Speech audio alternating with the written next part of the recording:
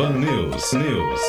Sexta-feira, nosso bloco de política, onde a gente faz aqui um levantamento, né, do que foi destaque durante toda a semana, e a gente aproveita para dar um bom dia para o nosso companheiro de bancada, Ney Lopes. Bom dia, Ney. Seja bem-vindo. Bom dia, Jussara. Bom dia, Anthony. E ao cumprimentar Virgínia, eu quero renovar os cumprimentos pelo aniversário ontem, né? Ela hoje não veio porque talvez a festa tenha sido... A Virgínia está comemorando com a netinha lá em Brasília. Oi, Ney. Muito tá obrigada. Em Brasília. Muito obrigada, Ney, pela palavra. Você, como sempre, muito gentil. Eu retribuo e estou por aqui. Estou por Brasília nessa temporada, mas ligada nos assuntos. Aliás, a Brasília é o centro de tudo, né? Onde tudo acontece e onde a semana está terminando.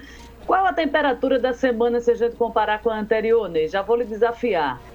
Olha, você está onde deveria estar mesmo, né? Porque tudo acontece aí. A gente aqui é mero espectador. Olha, a temperatura da semana, Virgínia, até que baixou, né? Depois que fecharam a boca de Bolsonaro, baixou a temperatura, né? Nós tivemos uma semana relativamente calma. E eu espero que isso se prolongue pelos próximos meses e dias para o país poder enfrentar melhor essa crise. Agora, mesmo com as coisas assim meio intempestivas de Bolsonaro, a temperatura baixou do ponto de vista político, mas está muito alta em certas questões e temas que têm que ser resolvidos, alguns dos quais nós vamos comentar aqui agora com você, com o Anthony e com Jussara. Vamos aqui explicar para os nossos ouvintes, começar com a nossa situação local aqui nessa questão da vacinação. Na verdade, não só local, porque essa determinação do Ministério da Saúde com relação à vacinação dos adolescentes é para todo o país, mas vamos trazer aqui essa informação para o nosso ouvinte. A suspensão da vacinação de adolescentes por parte do Ministério causou uma confusão aqui no Rio Grande do Norte. Apesar da decisão do Ministério, a Secretaria Estadual de Saúde manteve a orientação em vacinar o público de 12 a 17 anos com e sem comorbidades. Da mesma forma, o Conselho de Secretários Municipais de Saúde do Rio Grande do Norte afirmou que vai orientar as secretarias de saúde a continuar o que já vinha sido iniciado, ou seja, manter a vacinação.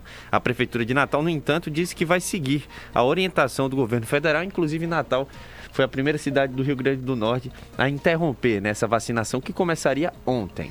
Ney Lopes, hoje o ministro da Saúde, Marcelo Queiroga, deverá estar em Natal, né, no meio dessa situação toda. Vamos comentar logo esse assunto de cara aqui, né? Olha, Jussara, em primeiro lugar, eu quero destacar a presença do ministro. Eu sou um defensor muito grande desse ministro. Ele pegou um abacaxi e tem se saído bem. Pode aqui e acolá merecer críticas, porque isso é normal, mas ele está desempenhando muito bem a função de ministro. Veja que a vacinação tem ocorrido sem interrupções, etc. Agora, no momento ele está com esse problema na mão. Eu soube que a sugestão, se metendo em coisas que não devia se meter, como sempre, de suspender a vacinação para adolescentes, foi do presidente Bolsonaro.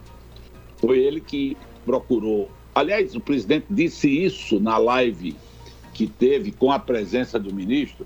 Agora, o presidente não mandou ele fazer, sugeriu, dizendo que a OMS não aprovava a vacinação de adolescentes. Agora, a OMS não aprova, noutra ótica, não é porque faça mal, é porque acha melhor vacinar aqueles que ainda estão esperando a primeira dose.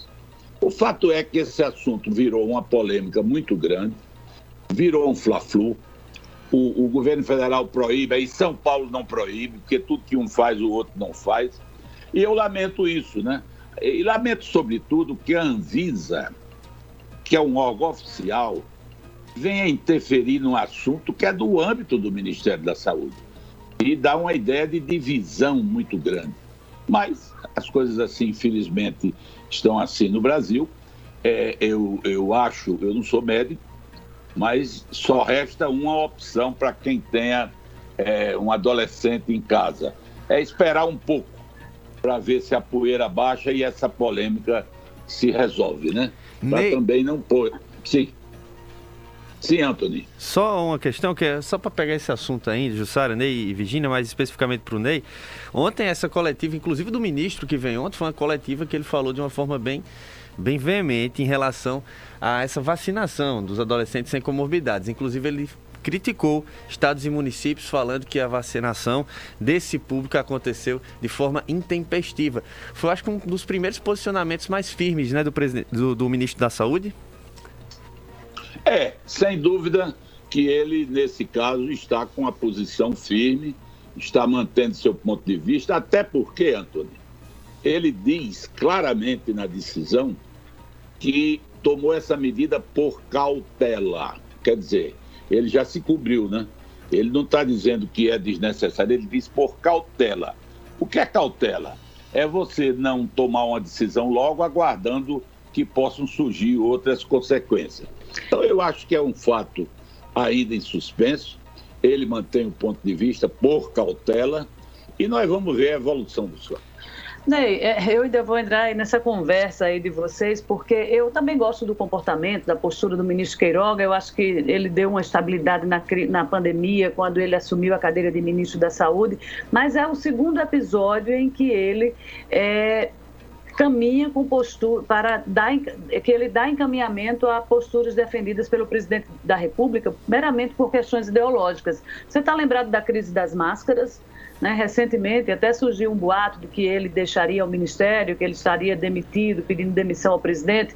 Ele foi para a live do presidente, estava sem máscara ao lado do presidente, o presidente também, foi depois para uma solenidade no Palácio do Planalto, também sem máscaras. Aquele episódio mostrou que ele estava atendendo um desejo do presidente da República. E agora essa vacinação é o segundo momento dele em que essa vacinação virou meramente uma questão ideológica. O presidente Bolsonaro deu a opinião e, de repente, o Ministério saiu com aquela nota que espalhou para o Brasil inteiro, e uma nota, inclusive, que não foi seguida por todos os municípios brasileiros. Além de Natal, a única capital que está suspendendo é Salvador. Olha, Virgínia, eu tenho dito sempre aqui, não é fácil conviver com o presidente Bolsonaro, né? Temperamento muito difícil. E eu acho que o grande mérito desse ministro é que ele é diplomata e tem, ao longo do tempo, conseguido conviver com o Bolsonaro. Você veja o seguinte, você está em Brasília, abra o Correio Brasiliense, se você não leu, poderá ler, eu já li aqui pelo site. O ministro foi ao presidente ontem e sugeriu que ele se vacine. Quer dizer, o ministro faz o que pode. Por que o ministro sugeriu que o presidente tome uma vacina? Porque o presidente está indo na próxima semana à Assembleia Geral da ONU, em Nova York. E no plenário da ONU não entra ninguém que não esteja vacinado. E o ministro foi sincero, aí Bolsonaro disse, não, mas eu sou imunizado, não, mas presidente, se vacina. Quantas máscaras? Você tem razão, mas não houve o que o presidente queria. Até agora não foi mantida ainda, foram mantidas as máscaras no Brasil. Eu acho que o ministro, nesse ponto, ele dá uma aparência de ceder, mas ele termina encontrando uma saída que vai conduzindo a política de saúde sem a tomada dessas posições realmente sem sentido que o presidente deseja. É desse aspecto que... Bolsonaro se vacina ou não, Ney, na sua opinião? Olha, é difícil, viu? A gente acertar o que Bolsonaro vai fazer é mais fácil acertar a Mega Sena, porque ele é um temperamento imprevisível, né? Agora, esse negócio da ONU, eu considero muito, muito ruim para o Brasil, sabe, Virgínia? Pelo seguinte, que vai se alastrar no mundo todo, no plenário da ONU, na Assembleia estará reunida, que o Brasil é contra a vacina, porque o presidente não tomou a vacina. O único que tem esse problema será Bolsonaro. Aí estão havendo gestões diplomáticas, no sentido de que a ONU é um território internacional, o prédio, que realmente é considerado, e que, como tal, um chefe de Estado não pode ser constrangido a adotar tal ou qual posição. Eu não sei qual vai ser a solução, mas só essa dúvida já foi muito ruim para o Brasil. Só para a gente concluir esse primeiro assunto sobre a vacinação, antes de passar para o próximo ponto, é a nossa enquete do dia. A gente quer saber do nosso ouvinte se você acha que o Ministério acertou em suspender a vacinação. Mande para nós 999891263 ou através do nosso chat no YouTube. E só para informar, a decisão do Ministério, né, é porque existem aí ocorrências de miocardite em alguns adolescentes, mas o número é de 16 a cada 1 milhão de pessoas que receberam a vacina. Hoje cedo a gente acompanhava a entrevista da infectologista Eveline Pípolo, através da InterTV, e ela falava uma coisa dizendo que existem esses casos muito raros dessa miocardite, porém o índice também de miocardite causados pela Covid é muito mais elevado.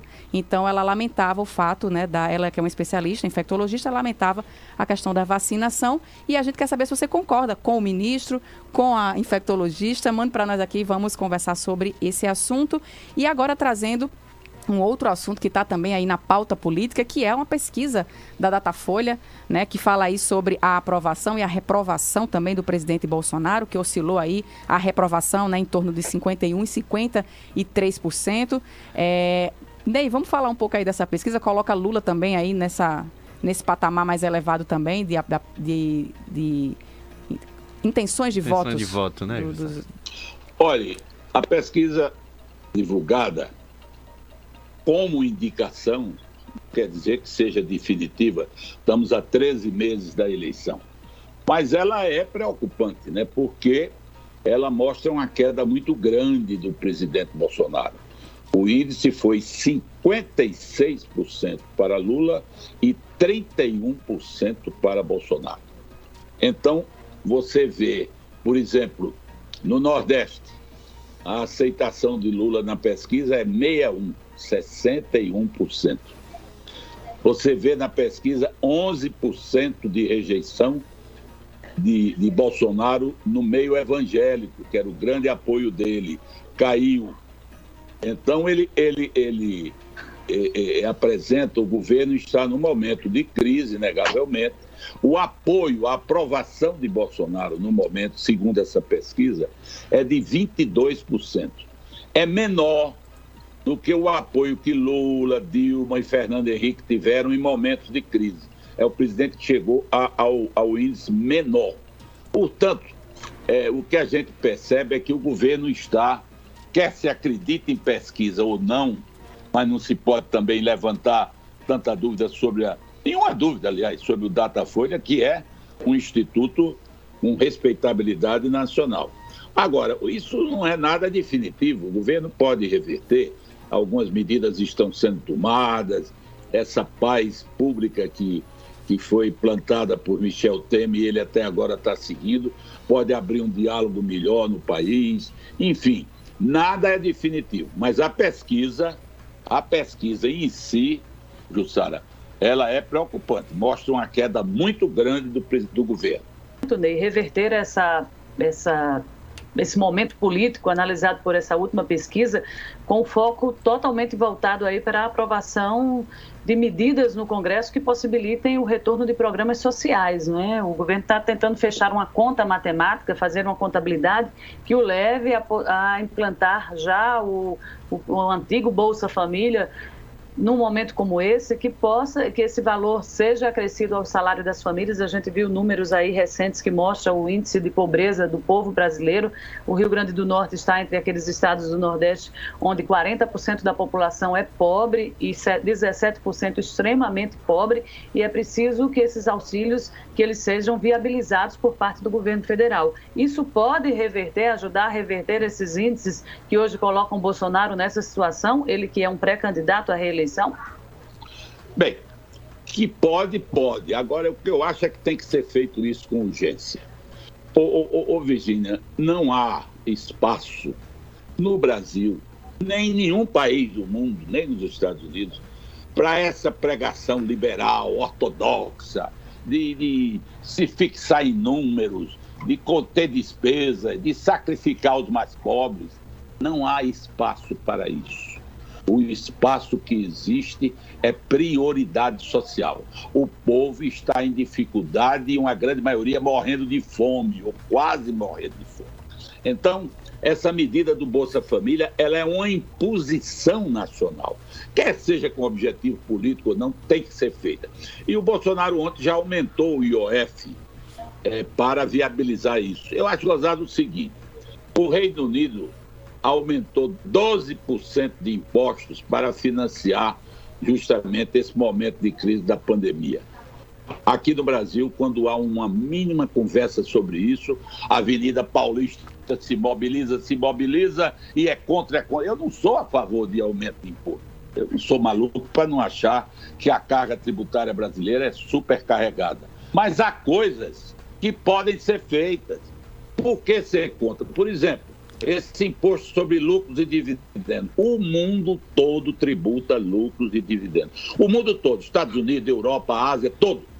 No Brasil, eu vi empresário dando entrevista dizendo que queriam empobrecer os ricos. Você imagina, empobrecer os ricos. É até piada. É piada. Isso é uma piada.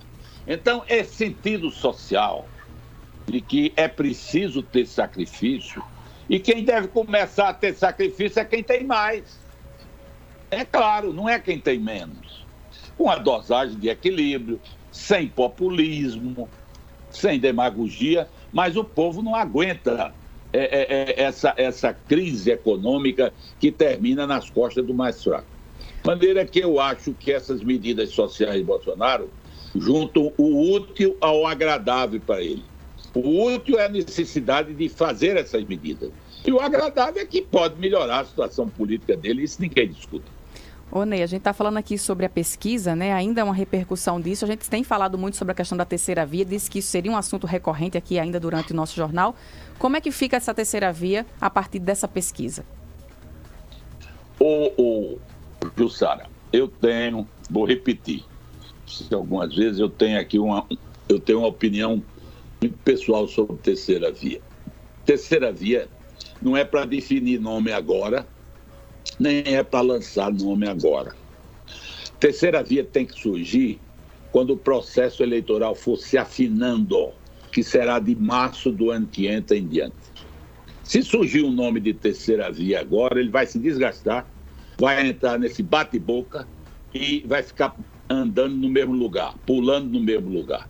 Então, eu acho que esses dados todos que estão sendo mostrados ao país devem servir de reflexão àqueles que possam construir uma terceira via no próximo ano. Agora não. Você já pensou o que é um impacto de uma candidatura a presidente ou o impacto de uma candidatura a governador, senador no estado? Eu me limito a isso nas eleições majoritárias. A partir de março, de abril, como realmente uma coisa nova, com dados, com propostas novas, e não com gente que vem de 200 anos e diz que é da terceira via. Pode até ser, mas tem que mostrar uma proposta atualizada. Não é só dizer que é a terceira via, que isso é blá blá blá, é conversa fiada. Você está se referindo aí a Ciro Gomes, Ney? Essa terceira via que já vem há algum tempo, que você está fazendo referência, seria Ciro Gomes? E eu já vou te perguntar também. Deixar para apresentar um nome em meados de março e abril, às vésperas aí de uma descompatibilização, de um possível registro de candidaturas, teremos tempo suficiente para mostrar ao eleitor esse nome, diante de quadros que a gente vê de nomes que poderão entrar nessa disputa, que não tem uma popularidade, essa capilaridade aí da empatia com o eleitor. Você acha que deixar isso para o ano que vem dará tempo de se construir essa terceira via que tem boa parte do eleitorado brasileiro aguardando? Eu acho tranquilamente. Vou lhe dar um exemplo. Esse governador de Minas Gerais, Zema, não sei, me lembro o nome dele, ele surgiu 7 meses antes da eleição e era um empresário de eletrodoméstico. Ninguém sabia quem era ele. E apareceu com a proposta, foi indo, porque com a mídia hoje, você cresce ou cai em 24 horas. Com essa mídia, não é mais como era antes, tem que ter marqueteiro, tem que montar programa de televisão, não. Então, eu acho... Fernando Henrique foi lançado candidato a presidente uns 8 meses antes, se viabilizou. Então, nós temos vários exemplos nesse sentido. e sobretudo num Brasil convulsionado como nós estamos, onde essa pandemia está colocando todo mundo com medo, olhando o futuro. Agora, eu não estou lhe dizendo que vai surgir, eu não estou lhe dizendo, mas para surgir é preciso que esse tempo até lá, até o ano que entra, seja usado pelos políticos que possam encarnar esse sentimento de mudança. E aí não é que tenha que ser novo, não. Pode ser um político que já tenha tido mandato. O problema são as ideias, as propostas. Eles têm que buscar um consenso. Tem que ser... Agora, sabe o que é que está faltando à terceira via brasileira? Qual? O quê? Conversar com a esquerda. Não há terceira via só com direita e centro-direita. Você veja o seguinte, o que é que Lula fez ontem numa entrevista ao Time dos Estados Unidos? Propôs o nome de direita do Centrão, a Luísa Trajano, para ser vice dele. O PT está procurando o Centrão. O PT está... Você não pode construir uma unidade nacional. Então eu acho que essa conversa da terceira via está faltando um diálogo maior com a esquerda. Tem que sentar na mesa direita, centro, esquerda, inclusive com a direita que não é pró-Bolsonaro. É preciso articular isso de uma maneira mais... Eu não sei se estão fazendo, mas deve fazer. Por quê? Porque a terceira via só terá sentido se ela for resultado de uma proposta que possa unir o país. E você não une o país só com centro-direita, de jeito nenhum. Você está chamando a atenção para uma fatia do eleitorado que muitas vezes a gente acha que não existe, né? A turma, o eleitorado da direita que não apoia hoje o governo Bolsonaro, né? Esse público existe, né? Esse eleitor existe. Deixa eu só fazer uma observação também, aproveitar esse gancho de Virgínia. E existe também o pessoal da esquerda que não apoiaria Lula? Que não a Lula? Boa pergunta, Sara. Também. Claro que existe também o pessoal da esquerda que não apoia Lula, acha que ele até admira Lula. Sabe quem é no PT que defende isso? Zé Disseu. Zé Disseu nos bastidores diz: Lula deve ser aplaudido pelo que ele já fez. Ele não pode ser candidato novamente porque ele terá uma fatia que não aceitará o seu nome. Eu li já uns comentários citando Zé Disseu nesse sentido. Então, uma terceira via tem que olhar tudo isso. Não só quem não apoia Bolsonaro, como quem não apoia Lula.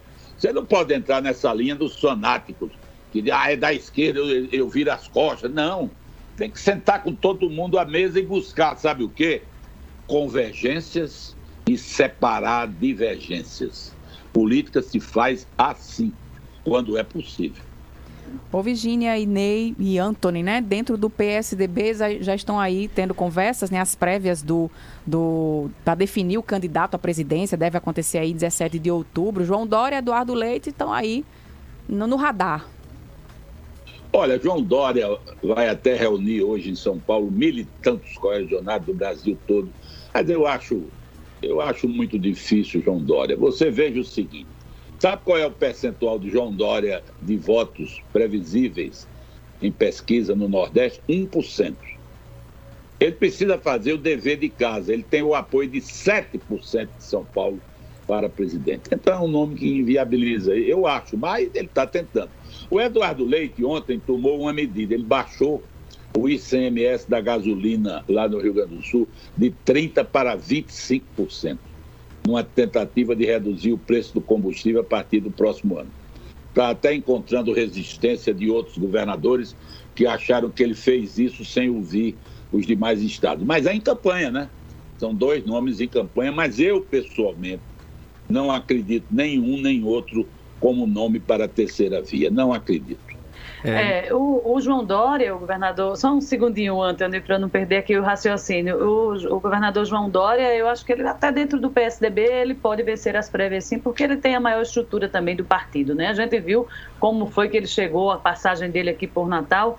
Não causou tanto impacto, mas ele trouxe uma super estrutura ao lado dele para conversar com os tucanos aqui do Rio Grande do Norte. Não encontrou muita plateia, inclusive o prefeito de Natal não estava naquela data, mas ele pode se viabilizar dentro do PSDB, nessas prévias do dia 15.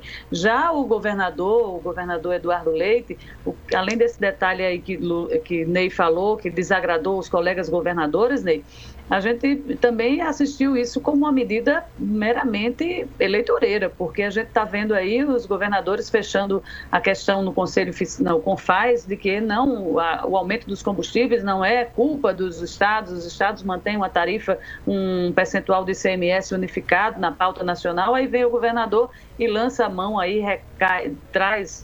tira da composição do combustível quase 5% do ICMS. E se a gente trouxer isso aqui para o Rio Grande do Norte, a governadora Fátima Bezerra, mesmo sendo candidata, eu acho que ela não está trabalhando com essa possibilidade, porque ela mandou para a Assembleia um orçamento que está 20% maior do que o orçamento de 2021. Então, ela está contando, sim, com dinheiro ICMS de combustível para viabilizar o projeto de orçamento para o ano que vem, que é o último ano do governo dela.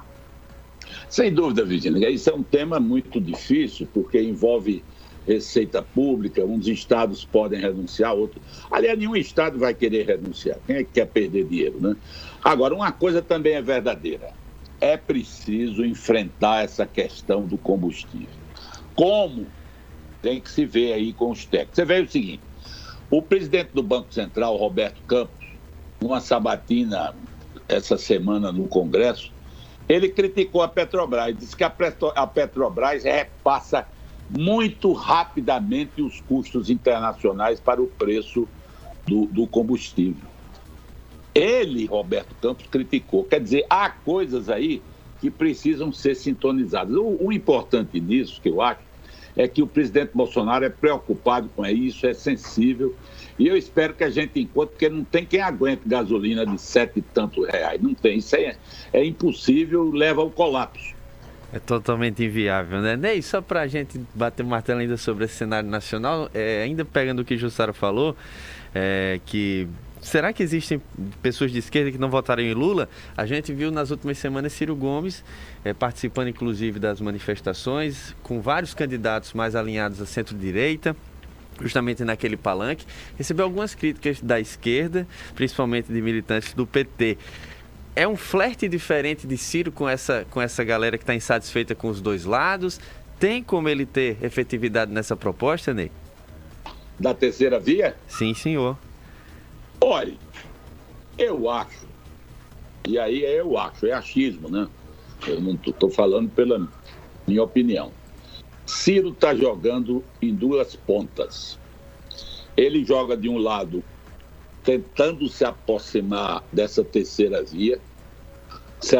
Embora seja um admirador de Ciro, votei até nele na eleição passada, é um homem inteligente, é um homem competente, mas é um Bolsonaro do outro lado, né? Assim, no sentido do temperamento. Então, eu acho que ele não se viabiliza. Agora, eu acho que Ciro também joga noutra perspectiva. Sabe qual é? Ele quer forçar a situação para ser o vice-presidente de Lula. A chapa Ciro-Lula. Seria uma espécie desse Hernandes com a ex-presidente Kirchner na Argentina. Por sinal, estão brigando, né, atualmente. E muito. Ney, antes de terminar, o bate-papo político passou rápido, mas tem alguma sugestão aí para a liderança do prefeito da Câmara? Já estou trazendo o assunto aqui para Natal, né? Para a gente falar um pouquinho. O prefeito está quase 3 semanas sem líder. Tem sugestão, Ney? Não, sugestão não, porque é um ato privado dele, né? E ele naturalmente vai ter dentro da bancada alternativa. Ele foi surpreendido com essa decisão da vereadora Nina, né? Que tem um temperamento, ou faz o que ela quer, ou então ela se afasta, mas também ela tem uma tradição de se reaproximar. Quem sabe que ela se reaproxime e continue líder. Tudo é possível em Natal. Pois é, agora são 8 horas e 34 minutos. Repita. 8h34, nosso tempo aqui da política, né, já está se encerrando, infelizmente, porque o assunto não falta, não é, Ney? Muito obrigada. Tem muitos. Tem muita coisa. Muito obrigada mais uma vez aqui. Na próxima semana a gente se encontra com mais informações, né, repercutindo tudo que é destaque na política no nosso país. Muito obrigado. Bom dia ao ouvinte e obrigado por vocês participarem aqui desse debate e dessa conversa. Bom dia a todos. Um bom dia, um bom final de semana. 8h35. Repita. 8 horas e 35 minutos.